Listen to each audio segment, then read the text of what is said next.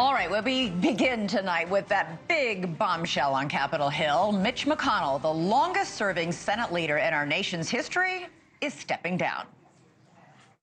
One of life's most underappreciated talents is to know when it's time to move on to life's next chapter. So I stand before you today, Mr. President, and my colleagues, to say this will be my last term as Republican leader of the Senate. All right. If you can remember 1985, when Wham's Careless Whisper was tearing up the charts and the Chicago Bears were on their way to the Super Bowl victory, you might or might not remember McConnell's debut that year as a freshman senator from Kentucky. 39 years later, McConnell said today he plans to stay in his role until January, when a new GOP leader will take the helm. And McConnell says he's not going anywhere just yet. He plans to serve out the rest of his Senate term until 2027. NewsNation's Kellie Meyer is live for us from Capitol Hill. And Kellie, this is another example of a powerful leader, a powerful and effective leader, by the way, stepping down on his or her own. We had former House Speaker Nancy Pelosi doing the same thing last year. What's the reaction today on Capitol Hill?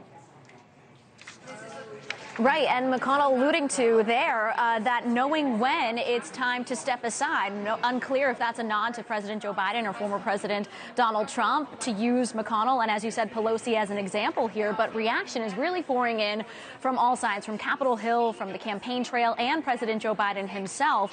Biden saying he is sorry to hear the news and that they fought like hell but never misrepresented anything. Former President Trump has yet to weigh in, and his Republican challenger, Nikki Haley, saying, quote, "We obviously thank him for his leadership and his service, but I applaud him for realizing that it is time for new generational change." Now, this caught folks off guard in terms of this announcement today, but it wasn't all that surprising with the health issues he's been dealing with over this past year. Around this time last year, he fell at a Washington, D.C. hotel and suffered a concussion and had to be treated for that over 6 weeks before returning here to Capitol Hill. Then in the summer in Washington, D.C. and Kentucky, he froze up, remember, at those press conferences and had to be ushered away. So we don't know exactly why this came today, this announcement on the Senate floor, but here's how he described it earlier today. Take a listen.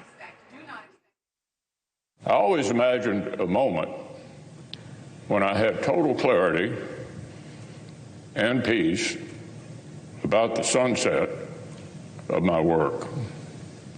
A moment when I'm certain I have helped preserve the ideals I so strongly believe. That day arrived today. And Elizabeth, in this speech there on the Senate floor, you could hear him at parts getting emotional, and you hear from senators and House representatives as well on both sides of the aisle saying that McConnell had a great respect for the institution of the Senate, clearly something that is difficult for him to step away from as the top leader in the Senate there, but something he says he has to do. Listen, he's a well-known political chess master of sorts. People have respected him even as they loved or hated him. His ability to move legislation and get his what he wanted done. His biggest legacy, arguably, is how he helped shape the Supreme Court by blocking Obama's nominee and pushing through Trump's 3 nominees. Exactly, very calculated. And I've interviewed him a few times over the years, and he always had this love of sports and baseball, and that strategic, how he played the field here on Capitol Hill in terms of shaping the Supreme Court as well. He refused to confirm Merrick Garland, Obama's pick for the Supreme Court back in 2016, remember, and said it shouldn't be filled until after the election. Then Trump came in, and then they were able to fill 3 of those seats with conservative justices. But also remember that their relationship was frayed after 2020. When McConnell wouldn't go along with Trump's debunked claim that the election was stolen. So McConnell had yet here to endorse former President Trump in this election, though we do see his number 2, John Thune, endorsing him just last week. Yeah. Thanks so much for watching. Go to joinnn.com to find NewsNation on your television provider. And don't forget to click the red subscribe button below to get more of NewsNation's fact-driven, unbiased coverage.